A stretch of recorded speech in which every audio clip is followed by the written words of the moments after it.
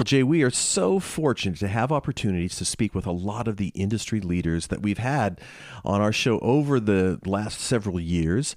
And this one is no different. Livia Tortella has an incredible track record from Polygram Canada to Island Def Jam Music Group, Atlantic Records, and on to co-president of Warner Brothers Records. And now Livia and her team are celebrating 10 years with Black Box. Yeah, I got to sit down with Livia and we discussed the music business and how it's evolved and the importance of real engagement in marketing, the deep dive on onboarding clients and the use of AI and much, much more. Livia is a force of nature. I was thrilled to talk with her. Now, without further ado, here's Livia Tortella from Black Box. Let it roll. Stand by for transmission. This is London calling. Wake up! The revolution is at hand!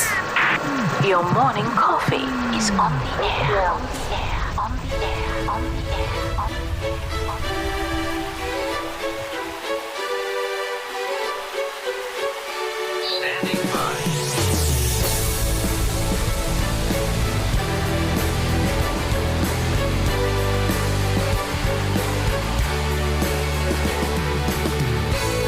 Your morning coffee, the weekly music news for the new music business. It's the highly curated, agitated, advocated, moderated, and liberated digital music information that you need to know. We are your digital music authority. And now from our studios in Hollywood, California, here's your hosts, Jay Gilbert and Mike Etchart.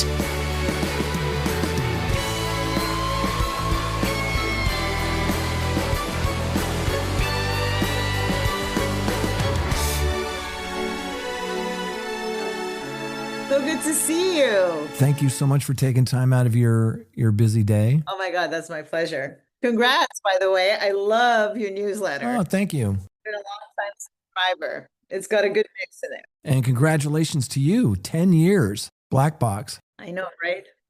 What was the first record you bought with your own money? With my own money. I think it was Kiss. Do you remember which one? I remember Love Gun was on it because the gun, in those days they had an insert. Yeah, the pop with gun coming out. Yeah. Yeah. Exactly. And what was the first concert that you went to sort of without adult supervision? AC/DC. Nice. For those about to rock. Yeah. And I had to sneak out of the house for that one. Oh, that's so funny. Yeah. Strict Italian household. Yeah. Okay, well, let's jump in because we have so much to cover and not too much time to cover it. For those with no prior knowledge, tell us about Black Box. Black Box is a music marketing agency, so we're for hire, and we basically handle artist development, and we're kind of like the label and the label services equation, as I like to describe it, because sometimes when you order label services in your distribution deal, you don't get that untapped, you don't get the strategy. This is kind of like a dedicated team that you can engage, to help fill in gaps or to drive the marketing. Yeah, and I would imagine it's not a cookie cutter approach because every artist that you deal with has strengths and weaknesses. Maybe some of them already have their PR person or they're already doing short form video or they're already doing something really well. And don't you need to sort of sit down with them and really do a deep dive to figure out what does this artist need and how can we help? Absolutely, because there's just so much needed, right? Every platform needs their own list of content. It's very overwhelming, for artists to be able to deliver it. And what's different now than when I was at the labels, it's kind of the labels are asking the managers and the artists like, hey, you got to do this. Here's the laundry list of what you're going to do. And by the way, we're not going to really help you anywhere, but we're going to help you on content or these strategic things. And I understand why, like the volume is intense. You know what I mean? They can't cover everything that they sign. They also can't monetize, all of these extra services that are required. So I think artists need to kind of take it upon themselves to really maximize the business today. Yeah, absolutely. Was there anything that you had to quote unquote unlearn from all your years at, Island Def Jam, Atlantic, Warner Brothers, all that stuff? That's a different ecosystem. When you started your own business, were there major label things that you sort of had to get away from? That's such a great question because I always felt I didn't quite fit in the major label system because they do one thing. They do train you to think a certain way. And I think the model dictates that. So when you go into a major label, it's about songs. And songs are about streaming and the business around streaming, right? So everything, and so what you're trying to do at a major label, consciously and or unconsciously, is you are trying to make everything the same, right? You're trying to funnel these artists in and out, right? And I believe why I left is so that I can embrace the individuality of each, artist that I'm working with, and leaning into what makes them different. So I think that's the big unlearning and learning too. Yeah. I love that. I love that you're Yeah. still curious and you're still learning. I think that one of Black Box's superpowers, and I'd love to get your take on this, is really focusing on real engagement, not vanity metrics or not trying to impress somebody with a great PowerPoint or manage up or some of those things that we've had to do working in the major label ecosystem. Talk Yeah. about kind of your thoughts on what real engagement is today. If I can sum it up in one word, I think real engagement is connection, like really connecting. So I look for things like if I'm looking at socials, I look for comments, I look for uh, excitement, I look for, the same people embracing something, right? And I also look for things that are happening in the real world because that's where connection happens as well. So when I develop something, I always love to test the audience. Can I sell out a show? And I don't wait for the agent to say this is the right time or the wrong time or the label to say I have money, I don't have money. We test, we put them in front of an audience. We see who shows up because the saddest thing in the world is millions of streams and no one caring, no one buying, no one pre-ordering. And those are the things we try to avoid. So we look for connection, signs of connection everywhere. Wow. Yeah. Well put. One of the joys of our business, and I know you've experienced this, is when you help craft a plan and a strategy for an artist and their management, and you see it succeed. I happened to see an artist in a large stadium recently, and I had tears streaming down my face. There's nothing more.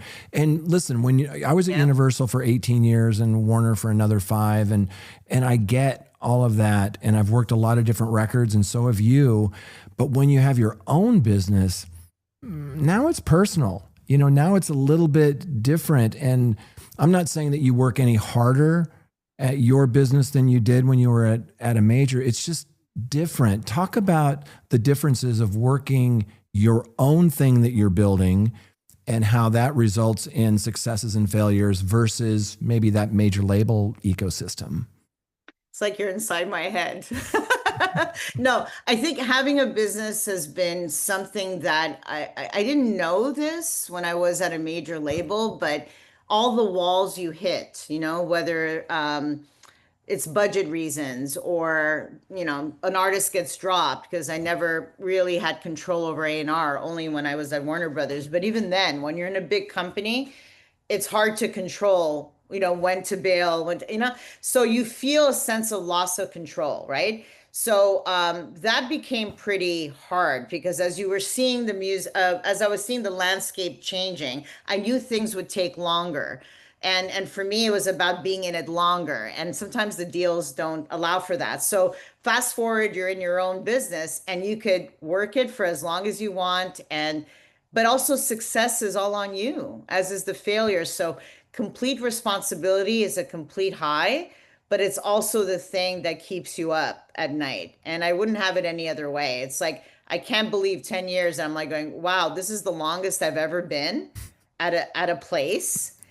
And there's just so much to evolve into and to do. And like when doors are closed at my company, I try to find the window.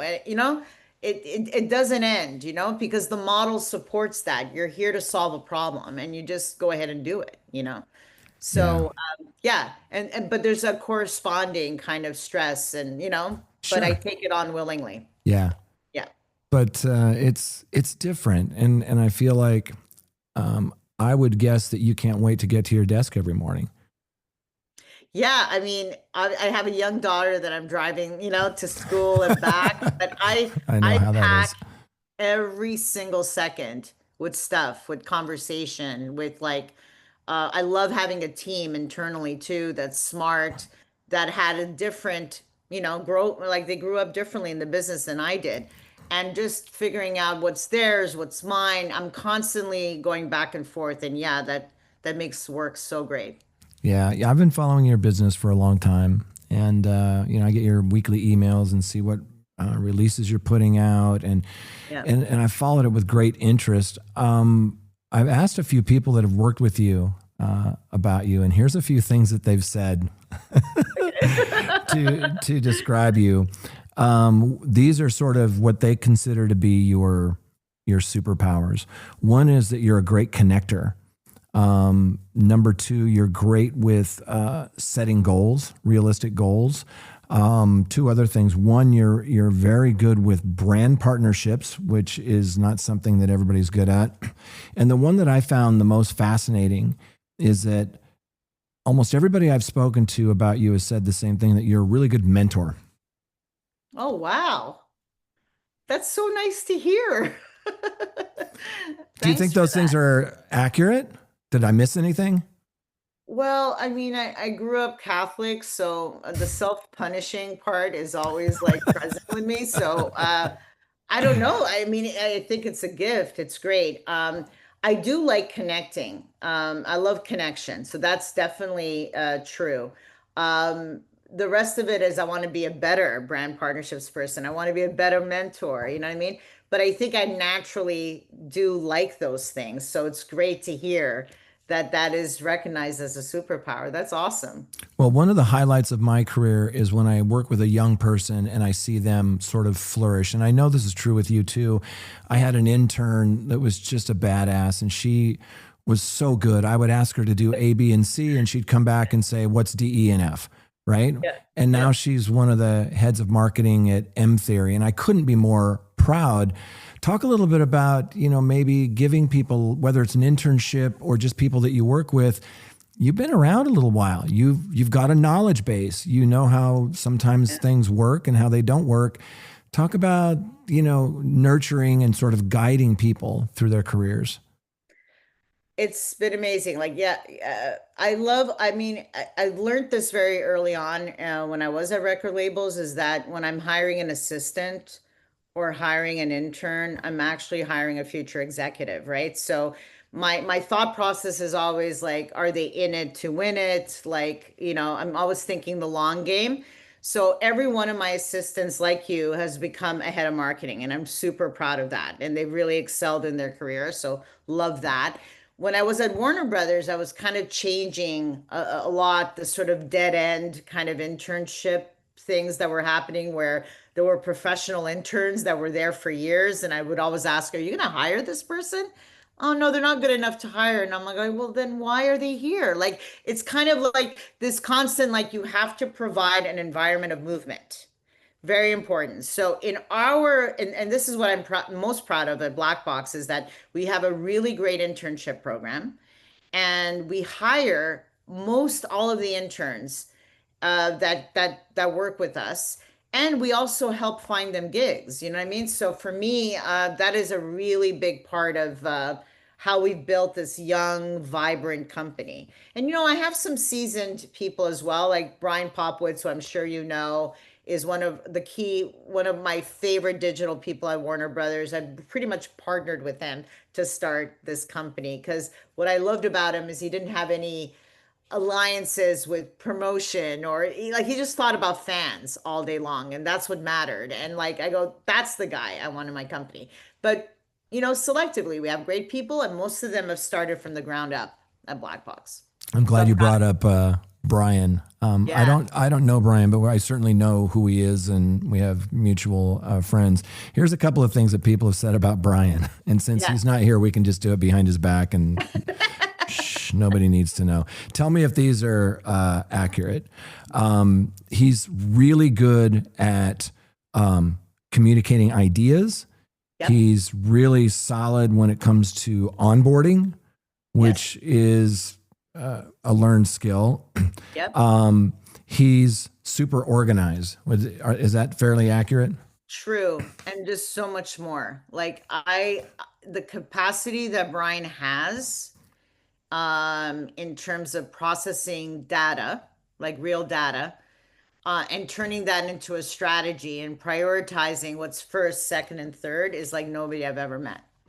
And I think in a world where you're being hit by so much information and a lot of it is meaningless information, and like to be able to really turn that into a plan of action is an incredible skill.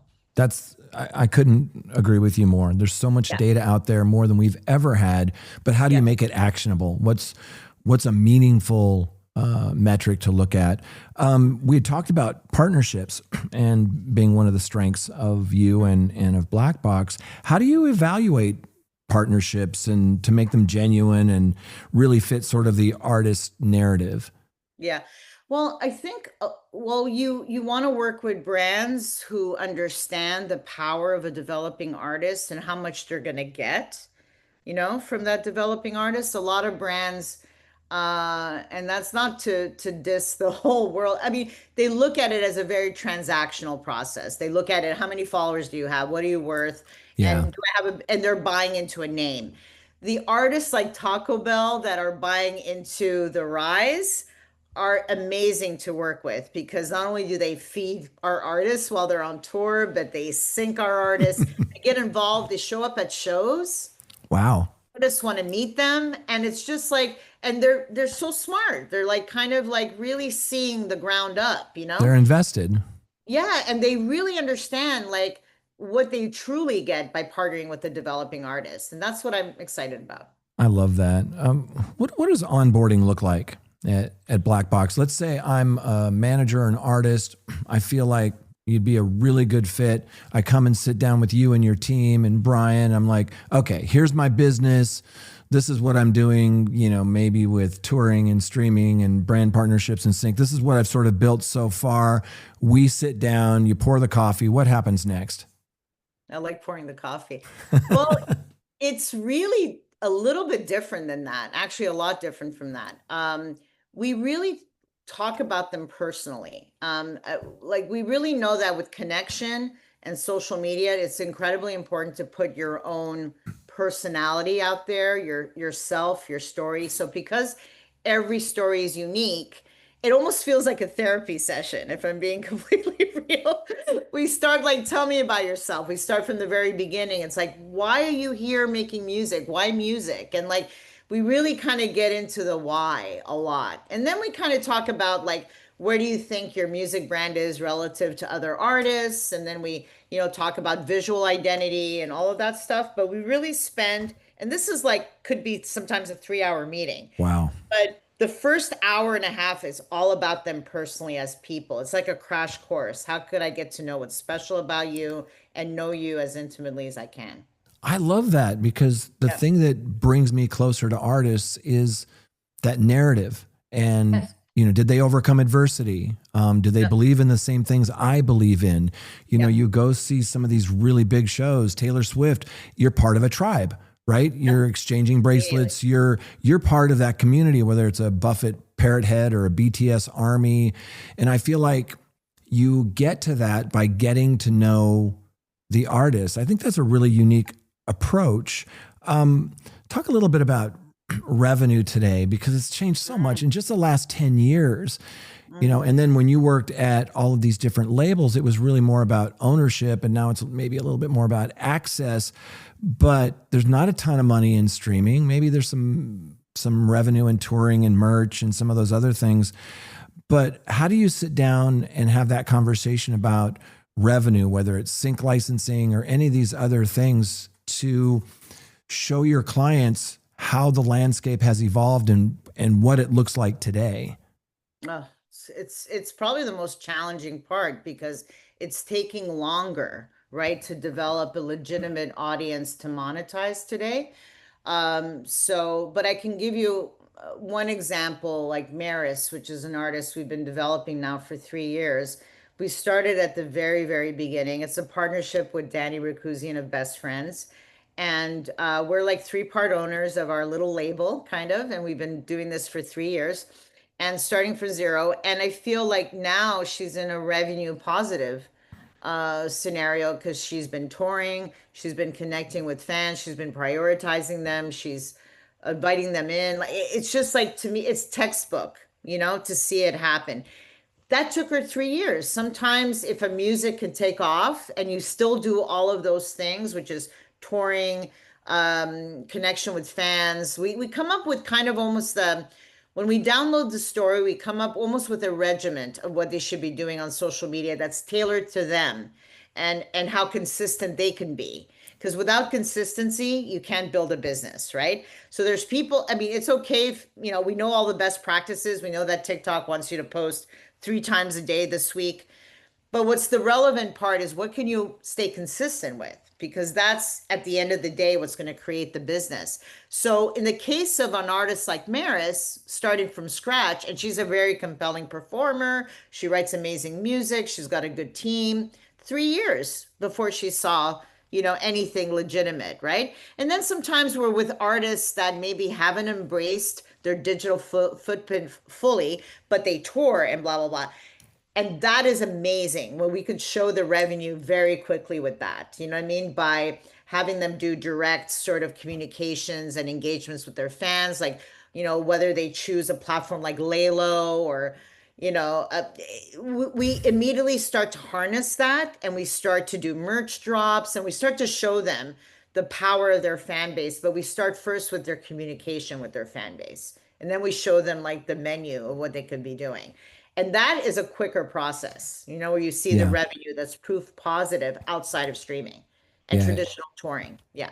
Yeah. It sounds like you're saying that the consistency and the authenticity together make a powerful combo. Absolutely. Absolutely. So let's talk a little bit about super fans, and I know I can hear the eyes roll when I say that term because, as you know, you've been around a while. There've always been super fans. There's always been those fans that buy everything. I'm a super fan. You're a super fan. When Neil Finn puts out a record, I'm buying it. Regardless of whether it's with his brother, with a band, solo, whatever. And I go to every show and I will. And I know that you're like that with certain artists. It's sort of a buzzword today, but there is that group of those hardcore fans that, will be with you until the very end. Do you have any type of special strategy for those different, if I look at it like a target, in the middle of that target is super fans, and then you have maybe dormant fans and you sort of go out of the outer rings.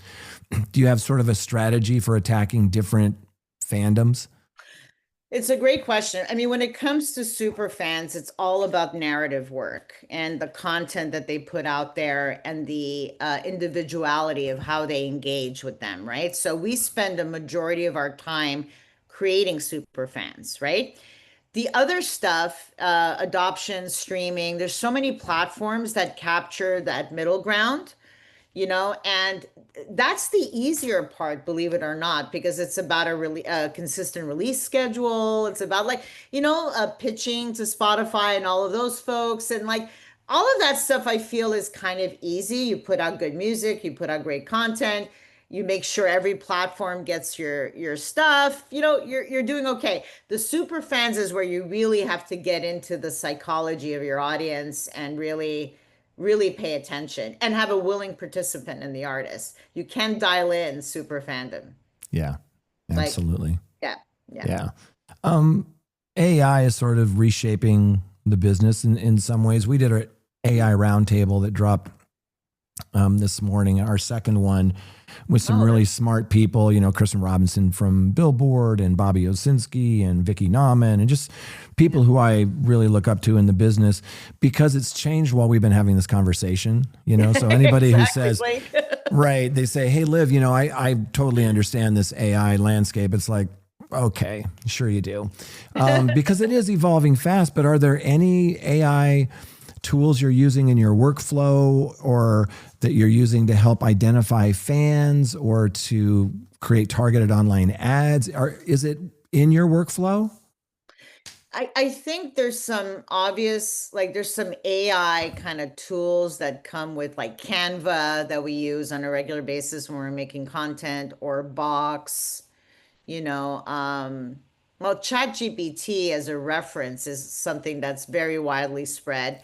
But for us, it's more like it doesn't replace what we do, you know what I mean, at all. Like it's just a tool to get us some information. And then we always go back to the narrative, what makes an artist special, going against the grain. Like we really have a saying to a black box that it's the artist that has the third eye, that thing that is unpredictable. So when I think about AI, I think about, and I live by this, artists included. Like, you know what I mean? Because it's the decisions that they make that make things go, right? It's that untangible thing. So it's how it's being used, right? That matters. So like when we're meeting, like we met with a new platform, I think they were called Moverio. I have a hard time pronouncing them, but they're specializing in a lot of visual assets, which is the grind that we're in. Like how do you get assets out to every single platform? And we met with them because we thought their product was good, but I had my graphic designers with me asking questions because I knew that it doesn't matter if they're on board or not. These are the guys that are going to be using them. These are the guys that are going to use their judgment, their creativity to make this process better. And I feel the same about recorded AI. Like if there was ever a conversation, and I hope the labels are doing it, that they're having them, that they're in the room with the artists, you know what I mean? Yeah. And that the people are making creative decisions are like going, oh, this is a tool I can use. But I don't think they're artists. I don't think they replace that. Yeah, I agree. As we sort of wind down, looking ahead next 5 years, what kind of changes do you expect in that whole label, manager, agency, value chain? And, how is Blackbox sort of positioning itself to continue to provide value when everything seems to be evolving every day? Yeah. I think that's in essence where we fit. It's because everything is evolving. It's because I kind of said it earlier, because agencies aren't controlled by the business model of a record label, then we could be hired for goal-centric work. Anyone can hire us. I have labels that hire us so that we can help them with flow and that we're an intelligent partner in all of this because we did the job. And we love those clients, just like we love individual independent artists that are looking for some strategies, to like established artists that are managing a massive business online and need a digital project manager to talk to their record label and their agent and be at the center of the business. So I kind of feel like because it's not about streaming for us, our expertise could be applied in tandem with labels. And I do see myself and our company in between the art and the creatives and partners, whether there's a distributor or a label, because we're kind of the glue that takes these pieces together. And I think you're going to see a lot of black boxes, or at least a lot of solutions that, try to address the problem that we're addressing. Because I don't think labels, again, as they're following their business model, which is streaming, they're going to have advertising. They're going to have things that fuel streaming. But what about the business digital footprint, That super fan is going to be nourished by the artist. It's going to be a hard one to have labels. They could provide tools, but I think it's going to be you're going to see the artist taking control of that world and their business. Yeah, I agree. And I think you said something there may be more sort of quote unquote black boxes, but in the words of Doc McGee, everybody's a bull rider until you open up the gate, right? Not everybody has your experience or Brian's experience and all of that. So I think you're right. I think there will be more, but that's sort of the difference. So, where can people learn more about you, Liv, and about what you're doing at Black Box? They can certainly check us out online, blackbox.la. And we have a lot of people reach out, send emails. We respond to every single one of them. I've met an unbelievable, amount of incredible people that way. So yeah, we're out there. Awesome. Congratulations on 10 years. It's just been such a joy to talk to you. I hope we can do it again. I've been wanting to talk to you for a long time, and it's just made my week. So thank you so much. Thank you. All right. Take care. All right. Bye.